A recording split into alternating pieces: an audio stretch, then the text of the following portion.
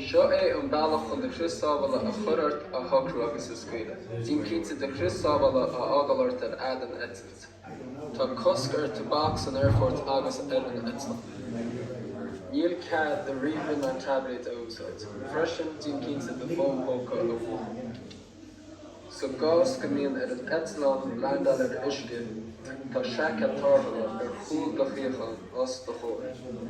Bhain amachchas a pócáiste é, agus chuir an seachaid an nuas ar do chloigeann agus ceangal an strapa ar do bhásta, freis ar chúla agus ceangal chun tosaigh. Ná teanna é gcóir an Eitleán fágtha agat.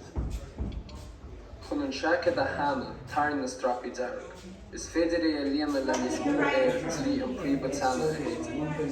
I gás tuirlint éigeandá, fáisc de Christábhla, chuir do chloigeann ar do lún, agus do chutlála ar chúla. That means kiss your ass goodbye in Chun Irish. an doras a oscailt, bog an cheana dearg bheachtar agus brú amach an doras.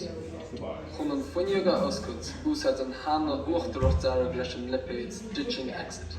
Nuair is stoppan an Eitleán agus nuair is stoppan na hinian, osclá an crú na doirse tíbham agus tuirfir siad cúna an Eitleán a ára. Gur amach agat as 8 ard, tá súlagan go mána sibh tainneamh as de Eitleán le éireoir.